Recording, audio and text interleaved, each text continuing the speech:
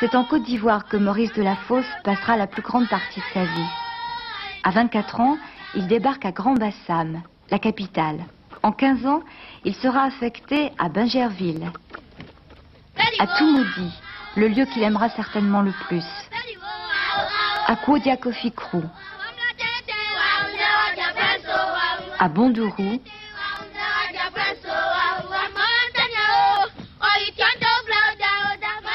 à Kong.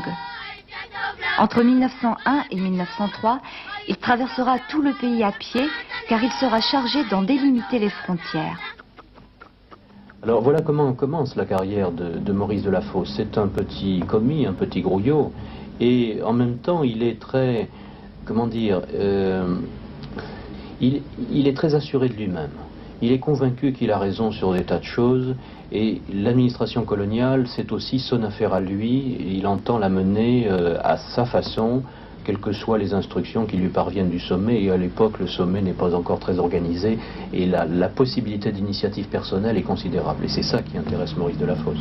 Il aura des problèmes avec son administration. Alors, il aura des problèmes, parce que je n'entrerai pas dans le détail, mais il est intégré dans ce qu'on appelle des missions à l'époque, qui sont justement dirigées par des militaires.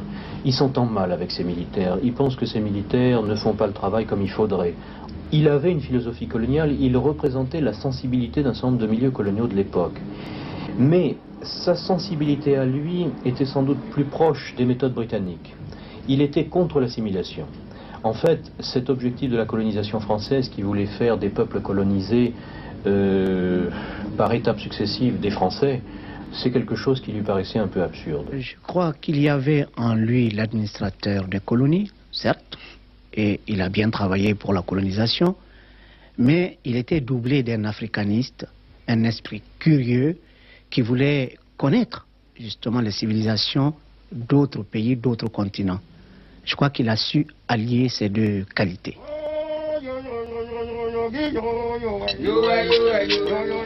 Dès le départ, Maurice Delafosse mène deux carrières parallèles. Celle d'administrateur des colonies qui le laissera amer et déçu, et celle de scientifique qui lui apportera le succès. Il est à la fois ethnologue, historien et linguiste.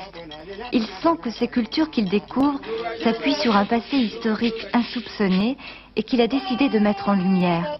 Il note les moindres gestes de la vie quotidienne, fait des schémas, analyse les coutumes et les rites des ethnies qu'il rencontre. Il étudie attentivement les masques et l'art africain, l'architecture, retrouve ainsi la trace des grands empires.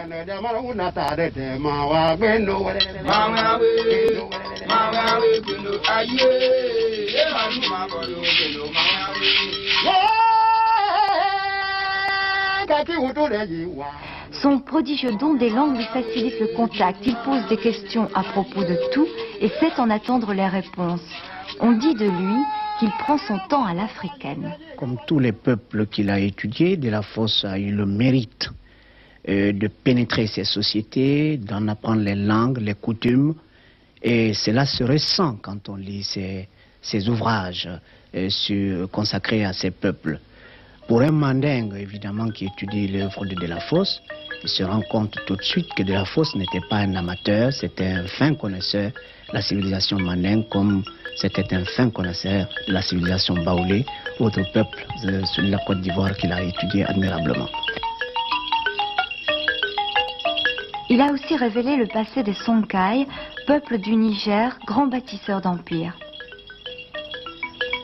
Il a traduit en français le livre qui est la source de l'histoire des Songhai et qui s'appelle le Tarikh el-Fetaq, ce qui signifie la chronique des chercheurs, qu'on appelait couramment le Fetassi à l'époque.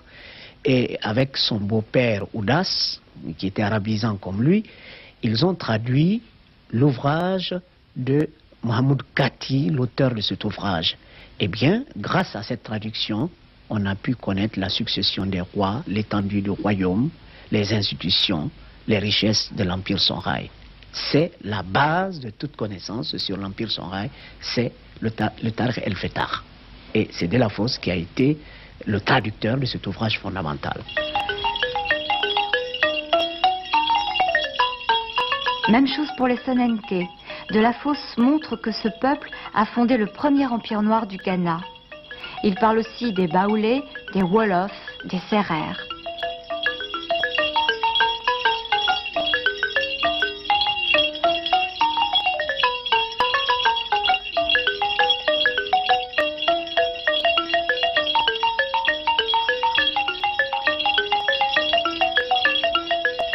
Finalement, de la Fosse, c'est une charnière fondamentale. Et absolument, c'est une charnière fondamentale. Comme je vous le disais, il est impossible de faire l'histoire des empires médiévaux de l'Ouest africain sans lire les travaux de la Fosse.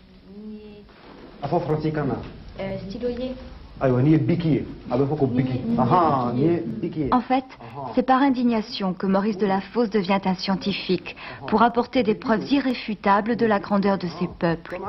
Il sait qu'en Europe, on ignore tout de l'Afrique, et il veut réparer ce qui lui semble une injustice de l'histoire.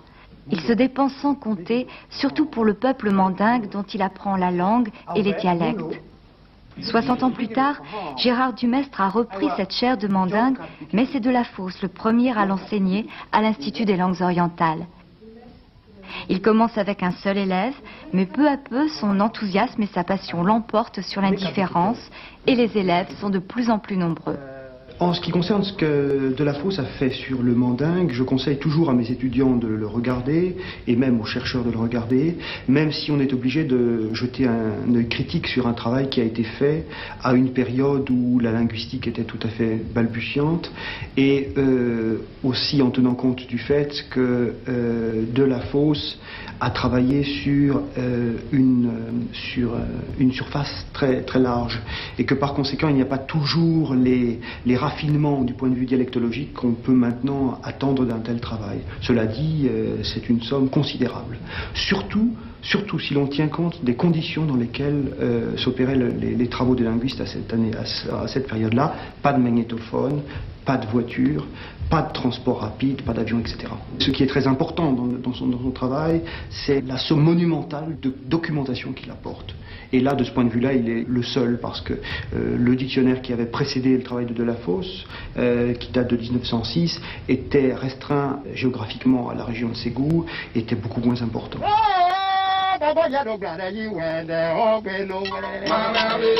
C'est un grand maître pour tous les gens qui s'occupent de linguistique africaine de l'Afrique de l'Ouest. Mais je pense que le travail de la Fosse en ce qui concerne le mandingue a été l'œuvre essentielle pendant un demi-siècle. Le premier A, le premier qui, le précurseur, le pionnier, ils le présentent tous de la même manière comme un grand scientifique qui a révélé la culture et l'histoire de l'Afrique. Mais dans la vie de tous les jours, comment se comportait Maurice de la Fosse? Nous l'avons demandé à son petit-fils africain, Jean-Claude de la Fosse. Pour avoir fait l'œuvre qu'il a faite, il était obligé de toute façon d'avoir un comportement humain et un abord très facile. Il n'indisposait personne. Au contraire, je crois qu'à travers ce qu'il a pu écrire et ce que j'ai pu voir de ma grand-mère, il était plus ouvert à la conversation que ne pouvaient être, disons, les indigènes même qu'il rencontrait. Et c'est ce qui a facilité son travail et son introduction dans certaines palabres. Parce que il usait, vous savez, c'était la tradition d'ailleurs, que d'apprendre avant que de se rendre chez quelqu'un ce qu'il fallait faire. Actuellement, je crois que c'est ce qu'il manque à notre génération actuelle, qu'elle soit blanche ou noire.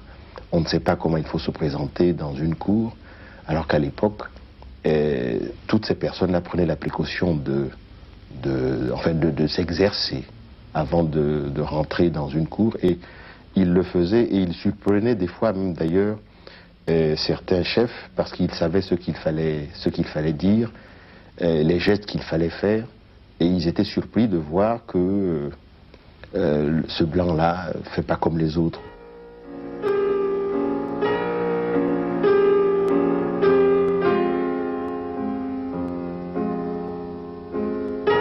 Pendant 15 ans, l'Afrique, c'est sa vie, aussi bien sur le plan professionnel que sur le plan affectif. Sa femme africaine s'appelait Amouin. Elle était la fille du chef d'un village qui s'appelle Abli, près de Toumodi. Et il a été très attaché à cette femme. Il a dû vivre avec elle, j'ai l'impression, une bonne dizaine d'années.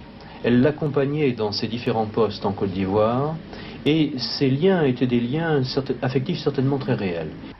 Pour elle, c'était un grand seigneur.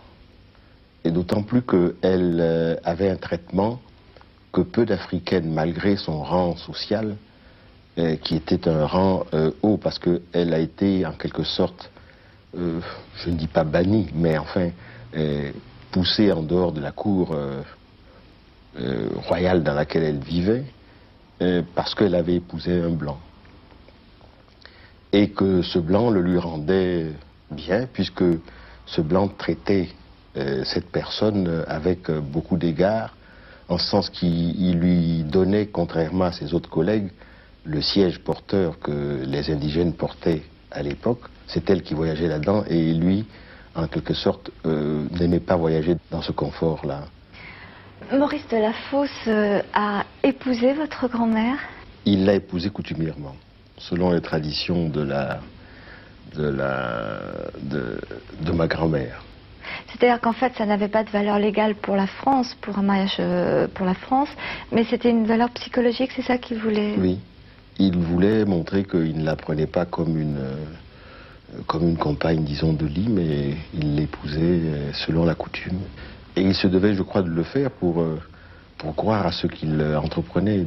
Et cela est allé au point qu'il a reconnu les deux enfants qu'il avait eus d'elle, je crois que c'était Henri et Jean de la Fosse, 4 jours avant de se marier avec son épouse française, donc, qui sera Alice Oudas, la fille d'Octave Oudas, et non sans causer des ennuis familiaux, parce que c'était assez mal perçu et assez mal reçu à Paris.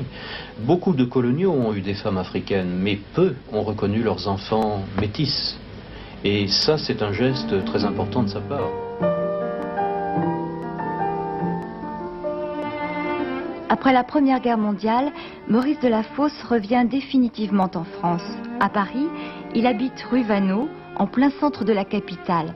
Il est pris alors d'une boulimie d'activité. Il donne des cours aux langues orientales, à l'école coloniale, à l'école des sciences politiques. Il travaille à la Société de géographie, boulevard Saint-Germain. Il crée l'Institut d'ethnologie, la revue d'ethnographie, entre au Muséum d'histoire naturelle et participe à la création de l'Académie des sciences coloniales, aujourd'hui Académie des sciences d'outre-mer.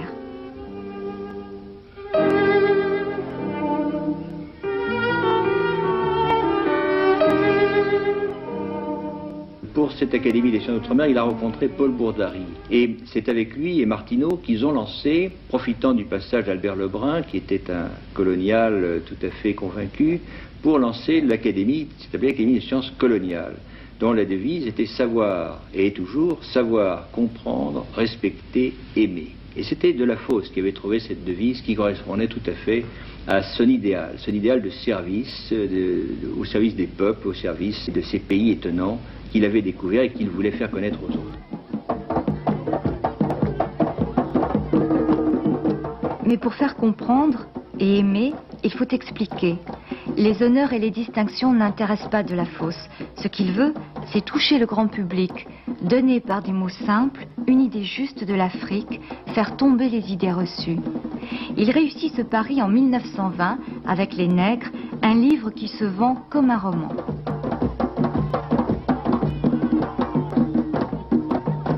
De la Fosse était un travailleur phénoménal. Enfin, c'est un homme qui devait travailler 15 à 16 heures par jour, laissant extrêmement peu de temps au sommeil et recopiant des dictionnaires.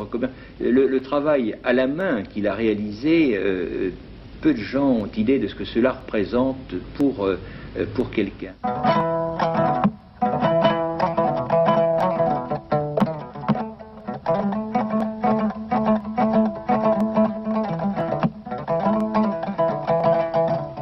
Maurice de la Fosse a publié plus de 60 livres, écrit des centaines d'articles, préfacé des dizaines d'ouvrages. Quand la fatigue l'emportait, c'est dans la maison d'enfance, dans la campagne berrichonne, qu'il venait se reposer.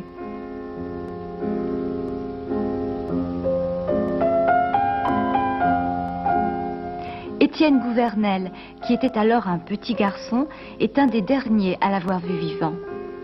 Je suis vraiment très ému d'être sur ce petit pont qui était l'endroit favori de repos et de réflexion de Maurice Delafosse. Et je suis persuadé que je l'ai vu ici, fin août, début septembre 1926, quelques semaines avant sa mort.